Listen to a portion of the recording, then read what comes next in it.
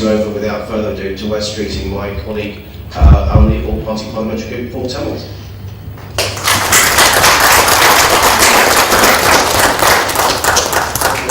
Thank you, Paul,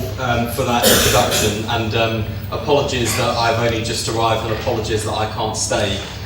for the rest of the session because of other commitments around Parliament. But the issues that we're discussing this evening are issues that have come up on a number of occasions recently as part of our work on the All Party Parliamentary Group for Tamils. Myself and Paul went to Geneva for the most recent session of the UN Human Rights Council to host one of the breakout sessions around the Human Rights Council to make sure that the focus that we've seen through the Human Rights Council on both the historic human rights abuses in Sri Lanka during the Civil War, but also the ongoing human rights abuses that affect the Tamil community aren't lost from both the agenda of the Human Rights Council, but also discussion around the event itself. And there we heard from participants, as we did from the Chief Minister of the Northern Province at a meeting here in Parliament last week, that in addition to the wide range of issues that we've looked at and raised in Parliament about historic and ongoing human rights abuses, we now see this issue of religion and religious structures used to cause further division within the country. As Paul Scully said, we already have enough issues to deal with in terms of historic languages. The proliferation of Buddhist structures in parts of the country where there isn't a significant Buddhist population arguably follows a trend we've seen in other countries and other conflicts where religious structures are used to divide communities as outposts to then encourage inward migration from other parts, promote conflict, when what we should be doing is promoting truth, justice and reconciliation. And I've been concerned by some of the evidence that we heard in Geneva, some of the evidence that we heard last week in Parliament, and of course this latest contribution to the debate that we've got here this evening about the way in which religious structures are being used. The last thing that Sri Lanka needs as it looks to its future, which we can hopefully look towards a future that's bright and optimistic, where different communities can live side by side, people of different faiths can live side by side. The last thing we need is religion to be used as a tool to promote further conflict in a country that's already suffered too much. So our focus as the All Party Parliamentary Group on Tamils is to do two things.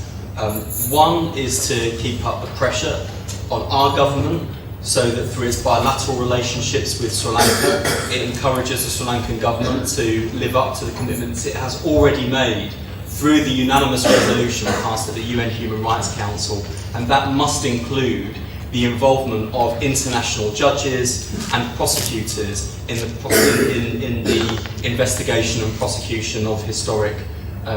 war crimes in the country, because without that international involvement, we don't have the confidence that the Sri Lankan judiciary and the legal framework will be sufficient for prosecuting such serious crimes. But also, very importantly, the Tamil community in Sri Lanka and the diaspora around the world will not have confidence that these allegations of historic war crimes will be properly investigated and prosecuted. And so, by keeping up pressure on our government, we can make sure that our government uses its good relationship with the new Sri Lankan government to press for progress. But also, Britain has an important role to play in the United Nations itself. We have that meeting coming up in March, which will be an important opportunity to reflect on the progress. I have to say, the lack of progress that's been made in implementing that UN Human Rights Council resolution, and we have to make sure that our government doesn't allow Sri Lanka to slide off of the agenda, particularly as part of the item 2 on the UN Human Rights Council agenda. We have to make sure that the prominence that's previously been given to human rights abuse in Sri Lanka continues to be there until such time as the Sri Lankan government abides by the resolution that it signed up to. Now, I understand that for the new government that's democratically elected, it will come under significant pressure from domestic forces who have a vested interest in making sure that historic allegations of war crimes and atrocities aren't properly investigated. Because we know from the vast amount of evidence that's already in the public domain that a number of people that were complicit in human rights abuses still occupy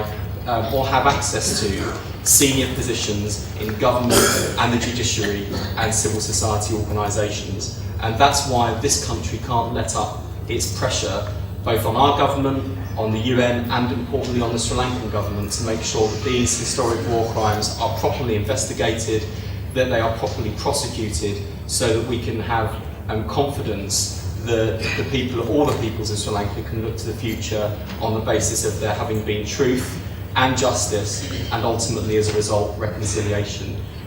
We, as Paul said, we're a cross-party group. We work together incredibly well.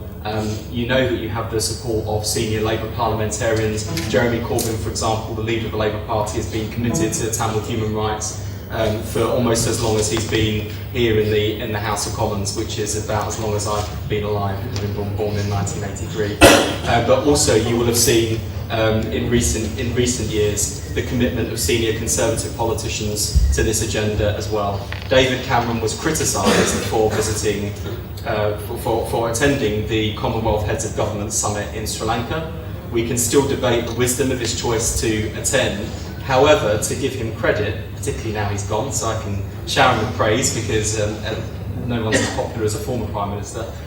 David Cameron, to his credit, did use the opportunity of attending that summit to shine a spotlight on what was going on historically and at the time in the north of Sri Lanka and what was happening to the Tamil community. So now we need to make sure that his successor, Prime Minister Theresa May, has the same commitment, and that the UK government does everything it can to make sure we keep these issues on the spotlight. And my commitment as the Member of Parliament for Ilford North and as the Vice Chair of the All Party Parliamentary Group for Tamils is to make sure we keep the pressure up to march UN Human Rights Council, but also beyond as well. And I thank you all for coming here this evening and thank the authors for this latest contribution to our work in the debate. Thank you very much.